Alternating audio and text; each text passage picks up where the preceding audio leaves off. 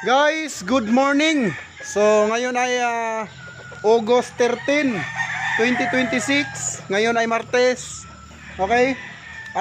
Big shout out nga pala no kay boss Jipoy and Rolando Luzana, Game Farm ng Agusan del Sur. At syempre, shout out din kay Wing Rio ng Kansaga, Cebu City. So kumuha sila sa atin. Itong Luzana Game Farm kumuha sa atin ng trayo na SBR. And then si boss Wing Rio naman ay kumuha sa atin ng broodstag na SBR. Guys, yung mga broodstag natin dito na SBR, ito ay mga medium toy station kasi ito ay street breed ng Mount Banahaw. Wala po itong halo. Kung ano yung binili natin sa Game Farm na sikat, yun din po yung pinapalahi natin dito. Kaya kung ano yung broodcock ko, yun din yung magiging broodcock nyo. Parang nag-transfer lang ng location.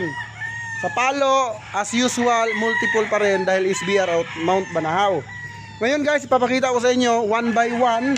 Unahin natin sa Luzana Game Farm ng Agusan del Sur. So tara, let's go. So guys, ito na sila, naka-flying pin para makita nyo kung gaano nga ba kaganda yung manok dito. So ako ang nag-selection dito dahil pinaubaya na ni Bossing dahil nasa ibang bansa siya. So ayan. Uy. So ayan po yung pulet. Ayan, kaganda oh. Papunta yung Agusan.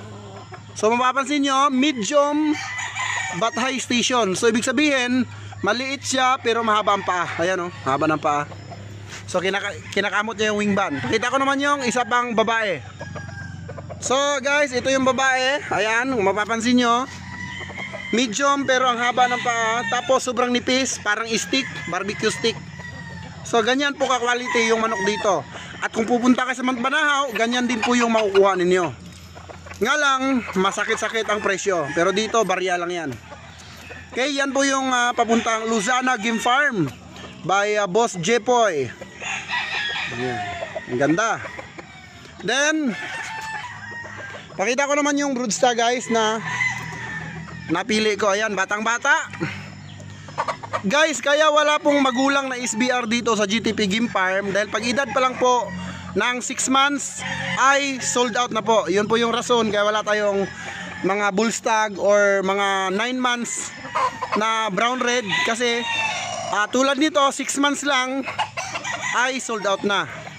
So yun po yung reason kung bakit wala tayong magulang dito dahil yung breeds nga dito guys ay street, walang halo.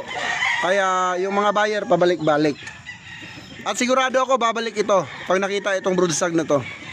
So ako nag-selection, nakita ko yung gameness niyan. At talagang hindi tayo mapapahiya dyan, babalik at babalik yung buyer natin. Ayan, bossing, maraming salamat.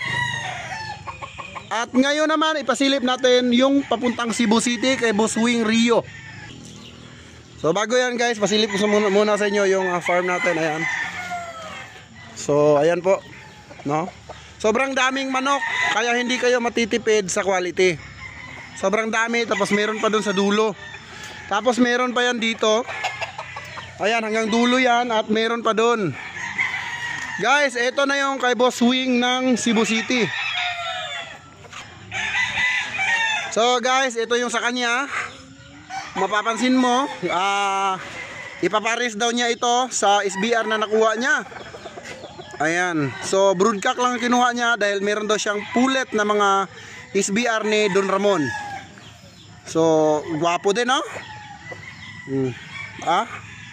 Kapuging manok. Okay. Ayan, papunta po yung Cebu City. So kung kukuha kayo ng mga Mount Banahaw, punta na kayo kay Boss Wing Rio ng Cebu City. F1 itong nakuha niya. So pwede na kayo ma-acquire sa kanya. At syempre itong sa Agusan, ayan, kung wala kayong makuha na Mount Banahaw dito sa Manila at mahal, o punta kayo ng Agusan. Doon kayo sa Luzana Game Farm. Ito mga pure yung na-acquired nila sa atin. So guys, parang ano lang ito, manok ito ni Don Ramon. Tinransfer lang dito sa JTP, binread ko, tapos tinransfer sa Agusan at sa Cebu City. So ganun lang po. So yun lang ang ating vlog for today mga idol, dahil papaship na natin yan papunta sa D-Max Shipping. And maraming salamat mga boss. God bless you all. Mabuhay ang bayan sa Bungero.